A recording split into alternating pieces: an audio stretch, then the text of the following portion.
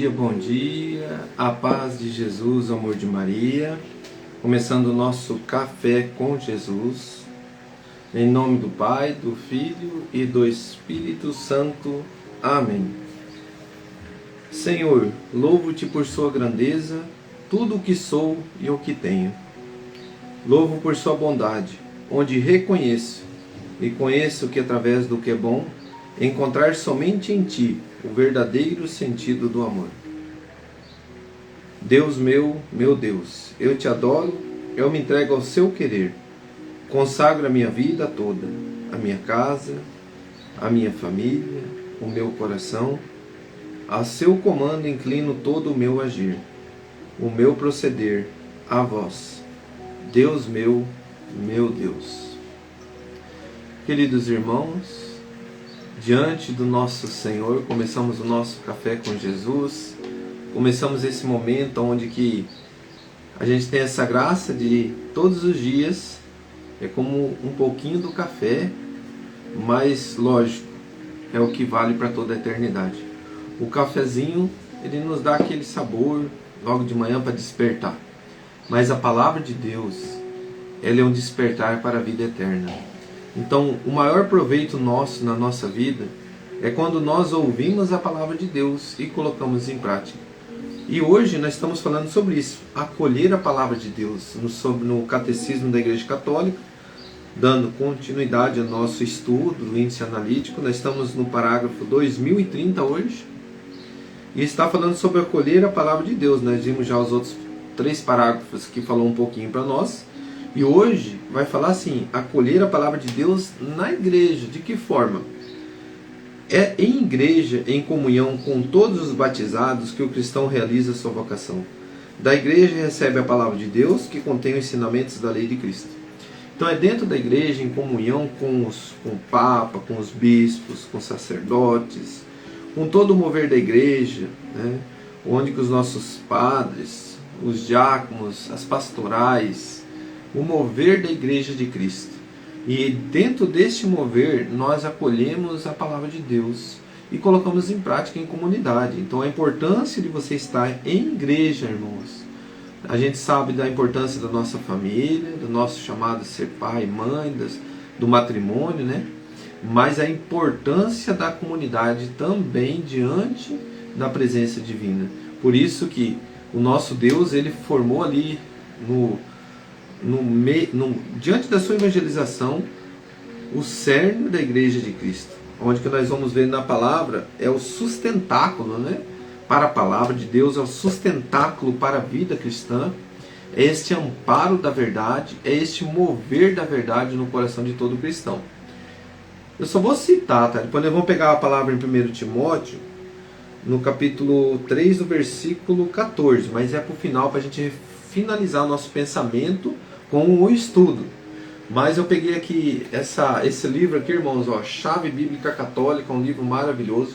Quando você precisa de algo, onde que fala sobre igreja na Bíblia?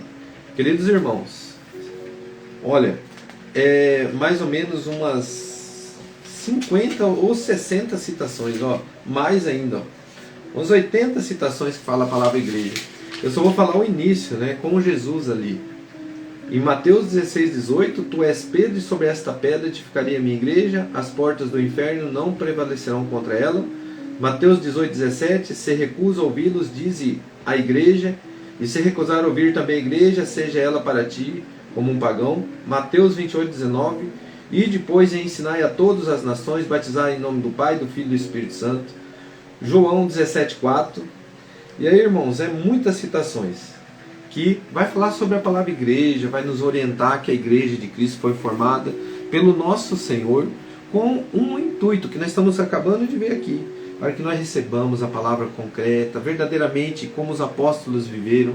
Sabe, irmão, é como se você pegar eu, que estou aprendendo agora, que estou vivendo a graça de Deus, estudando, vivenciando, da onde? Da fonte, dos apóstolos, da igreja de Cristo. Agora você pegar aí uma pessoa que fez uma teologia, ela fez uma teologia que hoje a teologia tem teologia de libertação, teologia da prosperidade, teologia fulana, teologia ciclana, e ela pode te levar para esse lado. Mas a verdadeira graça é isso. Por isso, irmão, que não tenhamos dúvidas. Porque você vai pegar uma igreja, uma denominação que foi fundada, uma teologia em cima de si próprio, do homem. Maldito do homem que acredita no próprio homem. Por isso que a palavra vem dizer. E não assim também no mover total, né? Mas a igreja reunida de Cristo não é um homem. Como diz, né? Quando você ouviu falar da besta, que é o Papa, que é isso. Mas não é um homem, é a igreja. Então não tem como você dizer que é o Papa, é uma pessoa. Porque ele recebe um cargo, ele não é a pessoa Papa. Ele é um cargo, um mover, um servir diante de Deus. Então ali é um cargo que vem de Deus, a doutrina cristã. Sabe, irmãos, a igreja de Cristo é assim. Ela é formada por homens e mulheres, mas que dentro da igreja de Cristo, nós vamos ver também, que tem a santidade. E por isso que é na igreja que você vai viver isso. Você vai ser canonizado, você vai ser pela igreja que você vai ser provado se você realmente buscou a santidade. Não é assim, a pessoa foi santo, vai lá e diz, tá? Então, da igreja recebe a graça dos sacramentos que o sustenta no caminho. Olha assim, a graça do sacramento. Da igreja aprende o exemplo da santidade. Reconhece a figura e a fonte da igreja em Maria, a Virgem Santíssima, discerne no testemunho autêntico aqueles que a vivem e descobre na tradição espiritual e na longa história dos santos que o precederam e que a liturgia se eleva no ritmo do santoral. Então vamos pegar o parágrafo 828, que está aqui uma citação para nós, explicando o que está dizendo aqui, que da igreja recebe a graça do sacramento e que esse sustento no caminho é também os santos que foram conscientizados dentro desse caminhar na igreja. Quando a igreja mais foi precisado desses homens e mulheres para que, diante da santidade deles, não deixasse que a igreja fosse abalada, como disse Jesus, né? Jamais a igreja será abalada. Mas ele levantará homens e mulheres que, se nessa santidade, se colocando diante da verdade. Irmão, o que é ser abalado a igreja? É deixar que a mentira toma conta. Quando a mentira toma conta, é um problema. Mas quando a verdade, homens e mulheres que falam a verdade, que não temem, vou pregar só sobre o amor de Deus, porque se eu falar do pecado, a minha igreja, a minha denominação não vai encher. Eu tenho que falar do amor de Deus, deixa o pecado de lado, porque daí eles vão se contrair e vai vir para perto de nós. Querido irmão, o homem de Deus, os santos, eles não omitiam a verdade. Então, parágrafo 828. Ao canonizar certos fiéis, isto é, ao proclamar solenemente que esses fiéis praticaram heroicamente as virtudes e viveram a fidelidade à graça de Deus, a igreja reconhece o poder do Espírito de Santidade que está em si e sustenta a esperança dos fiéis, propondo-os como modelos e intercessores. Os santos e as santas sempre foram fonte e origem de renovação nas circunstâncias mais difíceis da história da igreja. Com efeito, a santidade é a fonte secreta e a medida infalível de sua atividade apostólica e de sua elan missionário. Queridos irmãos, finalizando o nosso mover hoje sobre acolher a palavra de Deus na igreja, é essa fonte de sabedoria, é essa fortaleza, é esse mover para nós que nós estamos ali diante da verdade, é o mover que o Senhor Jesus deixou para que eu e você sejamos amparados na verdade. E que não seja distorcido por uma pessoa, por fulano, por ciclano, fundou sua igreja, montou ontem, montou antes de ontem, montou há 200 anos. A igreja de Cristo caminha com ele desde a sua morte, a sua ressurreição. Ela vai caminhando, vai se modelando, vai se tirando a todas as mentiras. Todos os Judas vão caminhando junto com a igreja e vão sendo arrancados fora, cada passo que dá. Então, o Judas está ali junto dos apóstolos para entender que sempre haverá esse Judas, sempre haverá esse que vai estar ali traindo a igreja, sempre haverá, mas a igreja jamais vai deixar de combater, eliminar o Judas e colocar outra pessoa. E diante desse novo Judas, as palavras malignas, o Satanás tentando ferir a igreja, jamais será abalado. Porque a verdade de Deus, meu irmão, não tem que ser abalada. A verdade que vem de Deus, fundada por Jesus, não tem como ser abalada. Por isso que eu digo para você, católico, apostólico, romano, seja obediente à voz da igreja. Seja obediente à voz da igreja, por quê? Porque é a voz de Deus. Acolher a palavra de Deus é acolher a igreja de Cristo. Porque é ali que você tem os sustentáculos. Vamos lá, 1 Timóteo 3, versículo 14. Aqui está Paulo, está falando para essa comunidade. Estas coisas te escrevo, mas espero ir visitar-te muito em breve. Todavia, se eu tardar, quero que saibas como deves portar-te na casa de Deus, que é a igreja de Deus vivo, coluna e sustentáculo da verdade. Sim, é tão sublime, unanimamente o proclamamos, o mistério da bondade divina, manifestado na carne, justificado no Espírito, visto pelos anjos, anunciado aos povos, acreditado no mundo, exaltado na glória. Palavras do Senhor. Graças a Deus. Irmãos, quando eu leio essa palavra, me deixa muito feliz diante do meu caminhar. Porque é uma palavra que te traz um sustentáculo, uma firmeza, que você está pisando em solos firmes, né? Aquele solo onde que é firme e que é uma casa amparada com esse pilar, com esse sustentáculo. Não é feito uma casa na areia movediça que pode cair a qualquer momento. Assim é a igreja de Cristo.